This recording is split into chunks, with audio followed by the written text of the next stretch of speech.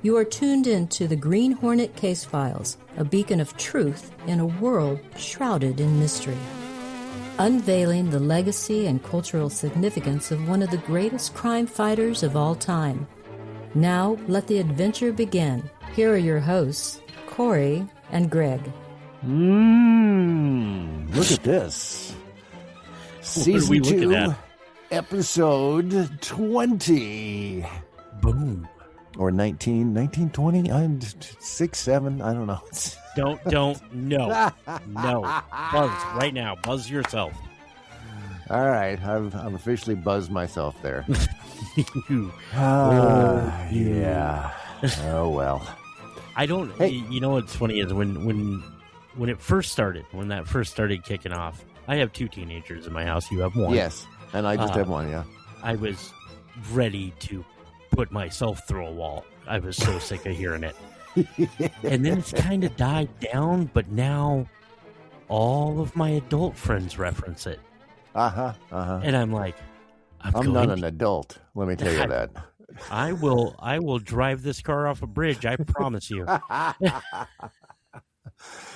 Is that the Black Beauty going over the cliff? Yeah, must be. Yeah. You hear that buzz? Yeah, not anymore. That's right. Hey, welcome back to Green Hornet Case Files. 6, 7. Yeah, 6, 7. I don't know.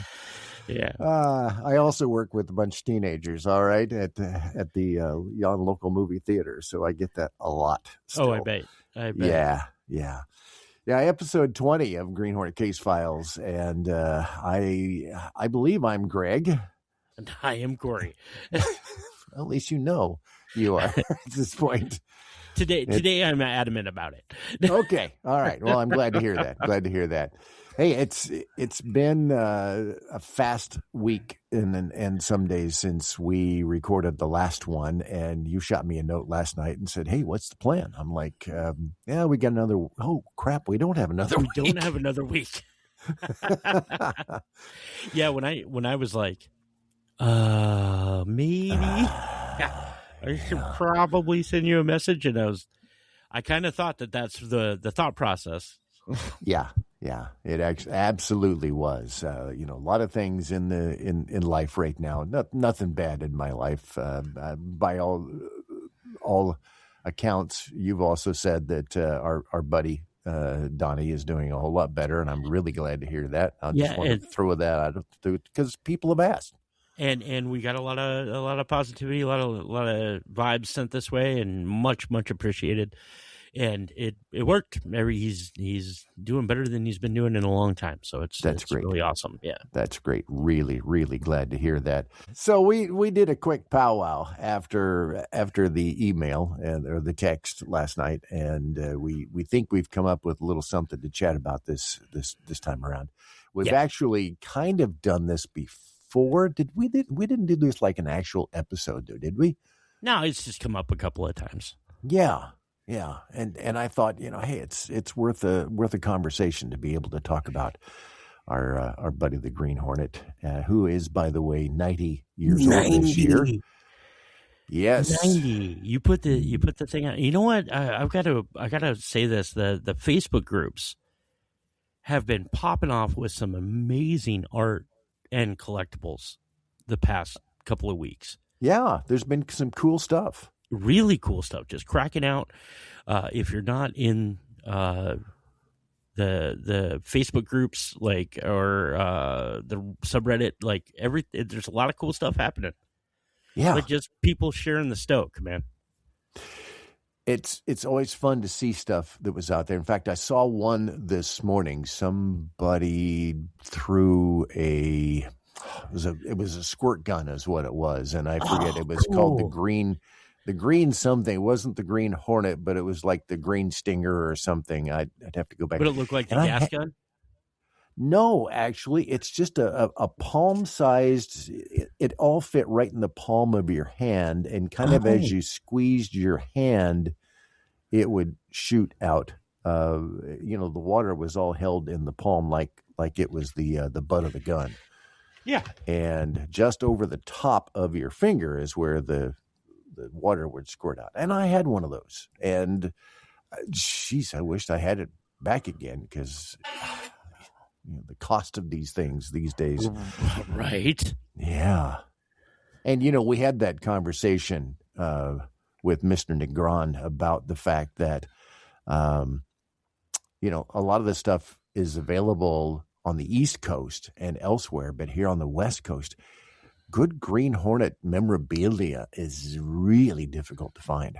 Yeah. Very, very rough. And Yeah. speaking of, you mentioned John Negron. Right. Take a quick moment for Chuck Negron. Chuck Negron. Yeah. Yeah. Yeah. Three Dog Night. Three Dog Night passed away this week. Yeah.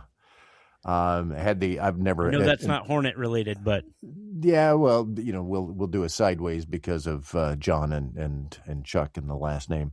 Never had the opportunity of meeting Chuck. I did meet Corey Wells and interviewed Corey. One of the Three Dogs. Yeah. And but I did see them in concert many years ago.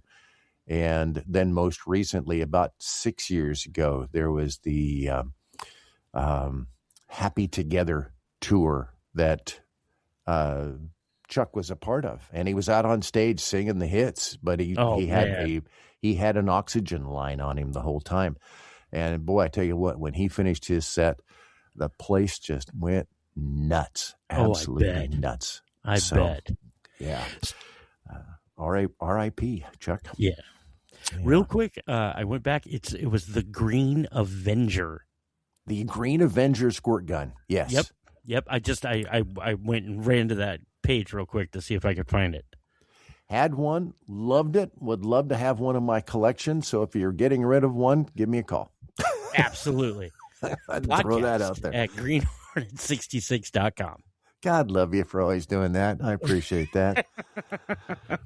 Hey, we wanted to talk a little bit about team ups. And again, I know we've talked about this in the past, other ideas for team ups between, Green Hornet and Kato and whoever else, like the Batman kind of team up kind of thing. The crossovers. And there's been so many different ones over the years. Once we got into the comic books, I mean, the guys and gals just went nuts, with creating these really, really cool crossovers.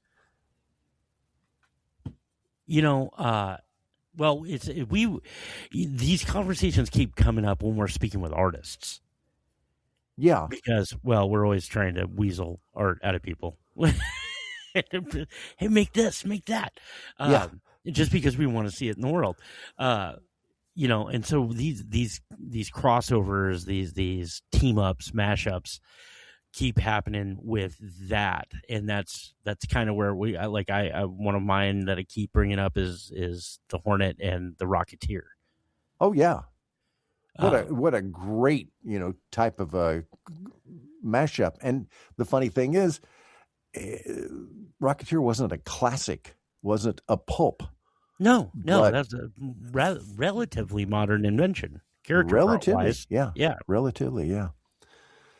I got to throw this out real quick. I had a conversation here this last week with a cosplay friend of mine who ran into in Portland, lives kind of in the Portland area, and she usually goes as Catwoman. She does a really fine Catwoman. I believe I know who you're talking about. I'm sure you do at this point. And she'd posted something about Gremlins on her website. And she's a big fan of the original, Gremlins. And okay. I just wrote to her and I said, do you know a little behind the scenes thing here? You know who the shopkeeper was in Gremlins? And she says, yeah, I know who you're talking about, the little old Oriental guy. And I went, very first on camera, Green Hornet, Kato with T-Luke. Yeah. And she's like, I didn't know that. So, a little side. That's such a good tie-in, dude. Yeah. It's one that we don't get to talk about very much, and it's, So let me ask, did Kato in a in later years, when he gave up crime fighting, take up shopkeeping in a little little shop and have little cute furry animals. Yeah, I believe so. Okay, I believe that's what happened. let's go with it. I like it. I'll take it 100%. I don't know. I can't remember the name of the old character in there. Or they even named him. I don't even, just the shopkeeper or whatever. The shopkeep, yeah. Yeah, I just thought that was. Well, I think the kid called him Grandpa or Granddad. Yeah. So here's I got another mashup one, and I can't believe we've never thought of this one. Okay, because I came up with one last night, so let's show me yours and I'll show you mine. Because it literally just popped into my head. Okay. How have we not considered the mashup of the Hornet and Indiana Jones? That's not the one I was thinking of, but there's a good one. Time frame wise, if we're doing a period piece, like, that works. Yeah, it absolutely does work. Yeah. The Hornet ends up involved in trying to, stop a museum heist or something. Mm-hmm. And has to team up with Dr. Jones. Like, I think that'd be a wild concept. I really can't believe we've never thought of that one before. I'd never thought about that one before. And I know they did a tie-in towards the end of the middle end of the radio series that was Nazi Germany. Yeah. And did that whole thing. So why not? It's era appropriate, especially if you go back that far. Yeah. So that's one I think ripe for a moonshot or a moonstone. Moonstone. Moonstone. Yeah, Moonstone. Yeah. Indiana Jones and Short Run. Short Round. Short Round. Sorry, yes. Not Short Run. Yes. Short Round. Okay, so Green Hornet, Kato, Indy, Short Round. Oh, man, that would be so much fun. That'd be so much fun.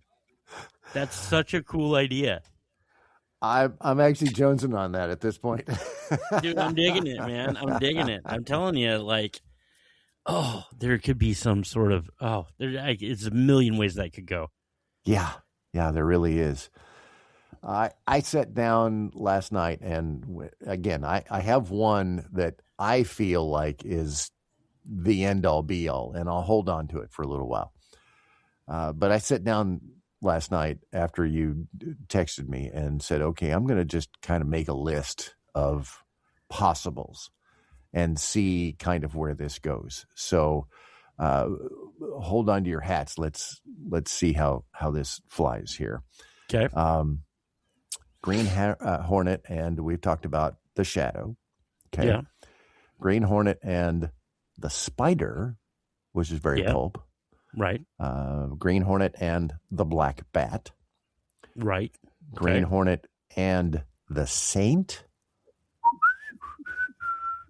Okay. I don't know. I don't really see that one. British, and I don't know.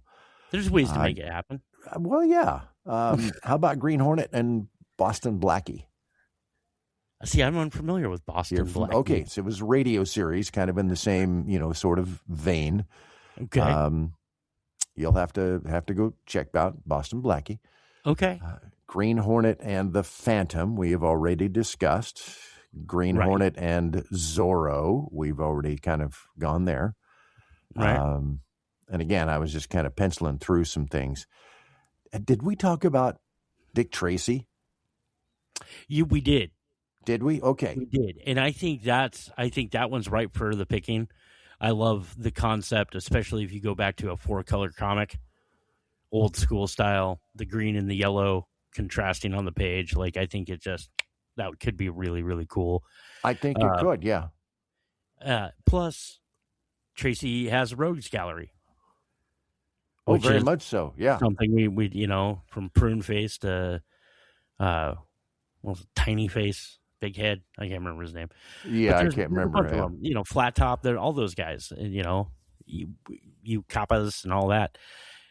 It's just. I think that one's rife for the picking and should also be done very much so. Well, and Dick Tracy being the quintessential police officer, and how would that go with this criminal? The Hornet being the bad guy, yeah. The rivalry in that is just rife for the picking. I think there's just be some awesome storytelling there. Yeah, I think there really could be. A couple of others that I was kind of jotting down. Of course, we've talked about Miss Fury, which has obviously just recently been done in the comics, and that was a really good one. There was I don't know if you remember Tiger Girl or the Green Llama. Those were a couple of Green Llama. The Green Llama, yeah. That's a terrible name. It's a terrible name, and some of these are really, really deep cuts. Really deep cuts. So I got one here. I've been thinking about this one for a minute. As I've mentioned, taking the Hornet into the realm of the paranormal a couple of times. Right.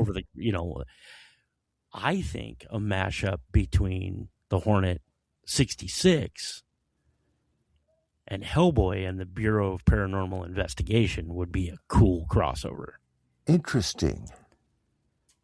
I wouldn't have put that one together. Time frame wise, a lot. Hellboy came in the early 30s. In the storyline of Hellboy, right? He was ripped into existence by Rasputin in the 30s for the Nazis, and then grew up here in America, and up through the 50s and 60s, he was doing low-key paranormal investigation. Okay. So, yeah. I think it could be a really, really, really cool crossover. I'm liking the idea, and a little paranormal that goes along with it, as we've talked about. Yeah. Not an over-the-top kind of thing, but... But can you imagine the art of Mike Mignola doing the Hornet? Yeah. That super hard-jawed, I can see it. Lopsided art. Oh, man, it'd be cool. It'd be real cool. Another one, as you were talking about that, and time-specific that just popped into my head, would be like one of the Marvel crossovers, Agent Carter. Oh, yeah. Agent Carter and the Green Hornet would be an incredible mashup. Yeah. Such a good fit. So here's the thing is the Hornet getting to deal with either, DC or Marvel's universes would be an interesting take on how he could fit into that. Oh yeah. Especially if we stayed away from even the super powered, like over the top, Superman. But if you put him street level, like honestly, a crossover with Daredevil would be incredible. Yeah. And I actually had that one jotted down here, but it would have to be classic Daredevil. Yeah. Old Matt Murdock. Yeah. And that's what a lot of this is, like Blue Beetle, Silver Age, and again, Daredevil, or original age, maybe Spider, the Spider, not Spider-Man. But what about the Punisher? Very possible. Here's a full anti-hero, a criminal who is doing for good. Mm-hmm. As opposed to a man posing as a criminal to do for good. And you'd have that duality of the Green Hornet looking at this guy thinking he's a bad guy, and the Punisher looking at the Hornet thinking he's a bad guy. Yeah. And, it'd be good. Oh, yeah. And the double negative of the whole thing. Right? Like I'm just saying that's a whole different take that I don't know why I've never entertained before, but holy mackerel. Yeah. That's an that interesting could be a good one. Yeah. Yeah, kind of like that. what I was going to say is it's interesting when I have gone, and I haven't done any cosplay this year of the Hornet, and I don't have any shows on my my calendar at this. This is kind of a bad year. None of the shows that I normally go to, marry up with my free time. Right. So, but it's interesting when I have gone to the shows and done cosplay, just about every time that I've done a show, someone will stop me and ask me about, which camp does he belong to? He's a DC character? No, he's a Marvel character. No, and you get a lot of that. The people don't know. I suppose they think he's a DC character because of the team up with Batman. And when I was doing, cosplay with my friend John as the 66 Batman, it would confuse people, but then it's the education part to say that nope, it's belongs to his own little self. Yeah. And that, I think, is, again, getting education out there. That's what you were doing. Still are doing a service to the Hornet by doing that, by keeping that conversation going, because so many people don't know. And they don't. Yeah. And they look at, say, the Rogan movie as just another superhero film. Right. It just gets swept up in the wave of the past 20 years of nothing but superhero movies. Yeah.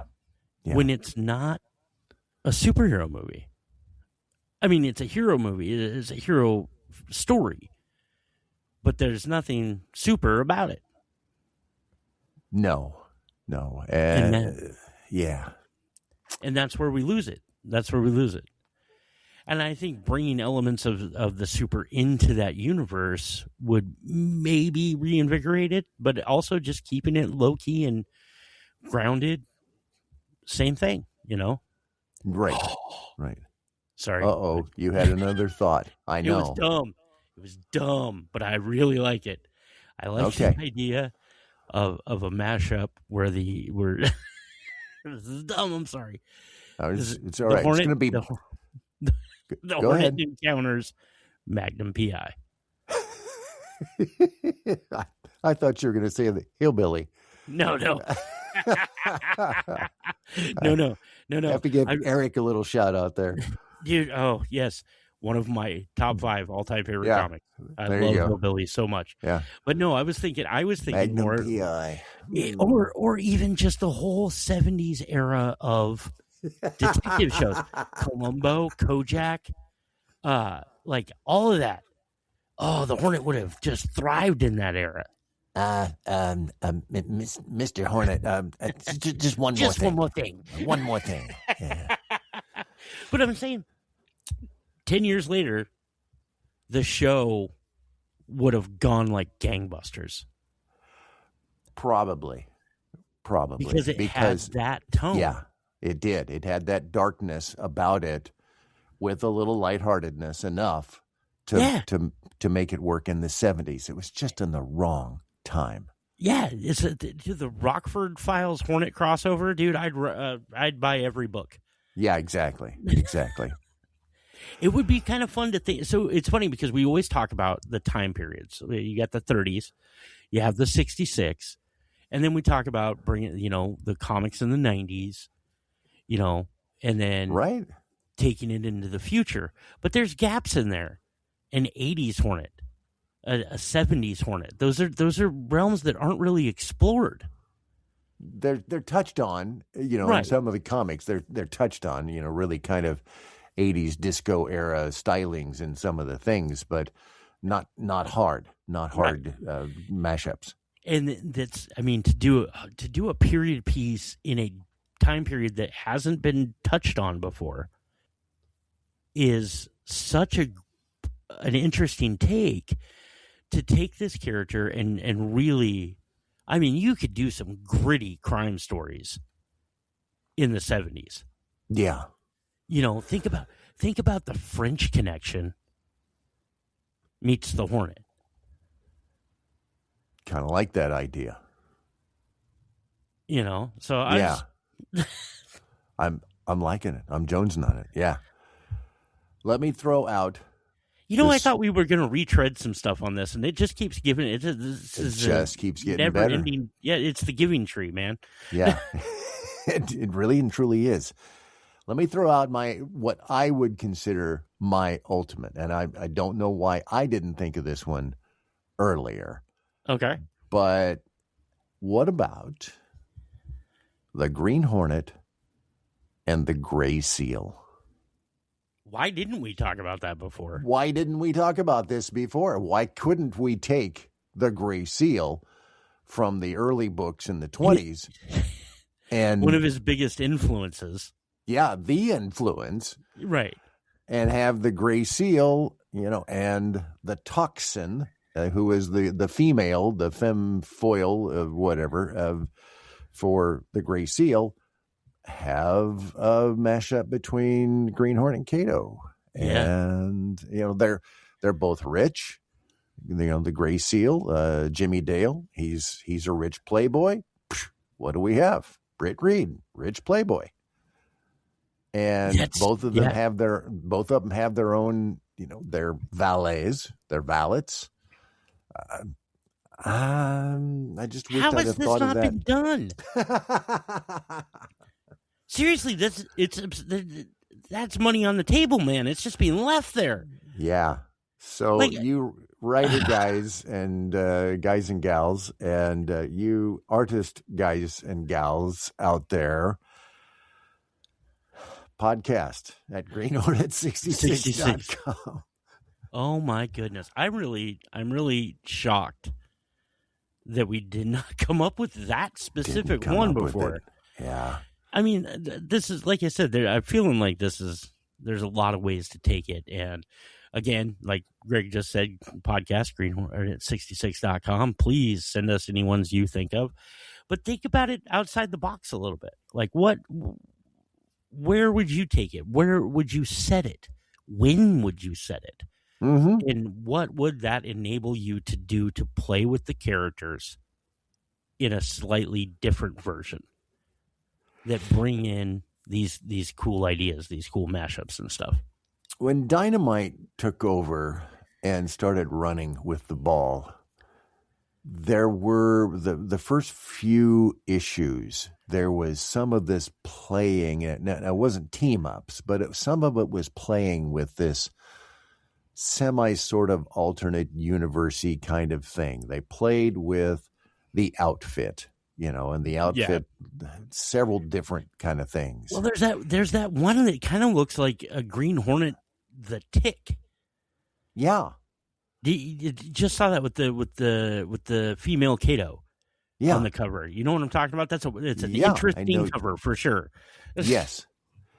And, eventually, once they'd sort of played through that, and they added another character, it was another, Kato, who was the genius behind all of the mechanical bits and pieces, the suits and so forth, and a different Kato yet, in addition to the Mulan Kato crime fighter. Yeah. But you went through all of these different iterations of these suits. Let's try this suit out. Let's try this car out. Let's try this helicopter out. Let's try, all these different things. Right. And eventually, the Britt Reed character goes, I think I'll just stick with the hat and coat. Yeah. I liked it, it just had a really lovely feel to it. And you could do the same sort of thing, with the Gray Seal. I mean, he wore this girdle thing around his midsection that had it was kind of like the front runner of the Bat Belt. The Bat Belt, yeah. The utility belt, because he had lockpick. Yeah, the utility girdle. Yeah, we'll have to come up with something that's a little more, alliterative. I don't know. It's a gear girdle. The gadget girdle. There we go. That gadget girdle. The gadget girdle. Yeah. There we go. The Gray Seal and his gadget girdle. So did you, during that Dynamite run of the let's give them this and let's give them that and let's change this and let's do that, did it feel like they were kind of just throwing spaghetti at the wall to see what sticks? I would love to talk to some of those writers and artists. I would love to chat with them about that thought because we talked to Phil. Let's call Phil again. Well, we can call Phil again, sure, and get him on the thing. And I don't know if it was spaghetti on the wall or if this was just a way of saying, look, the original outfit's just killer. Oh, but yeah, it's iconic. If you want to try these other things and make them look more like, a Hornet or, some other lycra spandex wearing superhero. Right. Yeah. I don't know, but that's a good question. I will shoot Phil a note and see if he wants to take that one on. So, yeah, it can't hurt to ask, right? Cannot hurt to ask. We did have a response back in the our email from our new friend, and I don't have it here in front of me. Do you have it with you? Actually, give me half a second, and I can. Half a second. Seth Luke, I think, was the guy's name, and very long, yep. but really interesting email that he sent us. So. Seth went in to 30 years worth of being down with the Hornet, and it was a really good email, and it was a wonderful read, and kind of like to talk to him at some point and try and pick his brain a little bit. Yeah, and he, if I remember right, again, I don't have the email in front of me, but I think he talked an awful lot about, he has a great interest and has done a lot of delving into the villainy of the Green Hornet. Yeah, the villains of the Green Hornet. And, while there weren't a great amount, there were some. So it's worth a conversation. I think it's worth a conversation. So Seth, if you're hearing this episode, shoot us another email. Yeah, it'd be great to talk to you. Yeah, we'll put something together maybe for the next episode and go from there. So that's all I had this time around. There has not been an awful lot in the way of news. But I have been sharing a few emails back and forth with Mary Kay and some ideas and things that we're sort of floating past Green Hornet Incorporated. Whether anything flies or not, I don't know, and can't. I'll just leave the tease right there. And uncrossed and undotted I's. Exactly. But I'd like to leave the idea of the Green Hornet and the Gray Seal, as well as all the others that we've talked about. There's been some fun things, and again, like you said, Corey, if you have ideas, give us a shout. We'd love to hear your great ideas. And I know there were some when we talked about this last time. I know there were a few emails, and I'd have to dig deep to go find those. That you guys and gals out there, you love these characters, and you see what we're talking about when we get into this kind of a conversation. Well, and that's the thing is to me, like, I don't know if these are people's favorite episodes or not. I'm sure they prefer the interviews and stuff, but when we get to just run and have our imagination in this sandbox, which is vast, it's when we get to have fun with it, like a lot of fun. And so I keep finding little nuggets in my sandbox, and I don't know what to do with them. It's not almond roca. Don't eat it. Oh, okay. It's not a baby roof. All right. Yeah. I'll leave that one hanging out there. Your Goonies scatological humor. Yeah. Where is he going with that one? Nobody knows. Nobody cares. But yeah, so like seriously, I appreciate when people get to indulge us in these silly conversations, and I really appreciate that. I do too.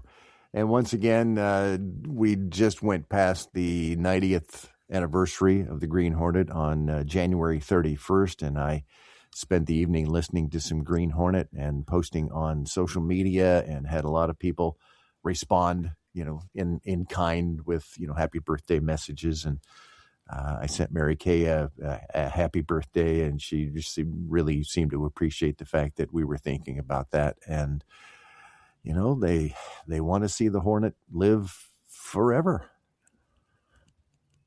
You know what? That's another interesting question to pose out there is how would you best see keeping the Hornet alive? Yeah. Podcast, greenhornet66.com. Write in. Let us know. What do you think? Where would you like to see it go? How can we facilitate helping? Yeah. I do know that GHI Green Hornet Inc. is open to lots of different kind of ideas. They are always looking for ways to keep their family creation going. And, if we can throw them a few nuggets every once in a while that they can run with, then, we've done our duty as the people who love these characters. Yep. We're doing it, people. All right. We can't do it alone. And if you do like what we're doing, you've got an extra, 50 cents in your pocket and an old KO-FI. Sorry. It's okay. Again, I work in a movie theater, so if you walk into the theaters and you tip one of the chairs back, you find loose change, and you're always finding something else. Is that a junior mint? I don't know if that's a junior mint or not. I would need it if I were you, okay? And we've come full circle. Yes, we have. Ko-Fi, ko-fi.com/Green Hornet Case Files. We'd appreciate an extra cup of coffee, I guess. Any shillings help? Any shillings and shekels, anything. Yeah, anything along that line would help. All right, my friend, it's been fun. I think there's been some really fun ideas thrown out here. Yeah, I'm kind of curious as to any feedback we get on any of these in particular. I'm very, very curious. So let's see what happens here in the next couple of days. And with that, you want to do it? Let's roll.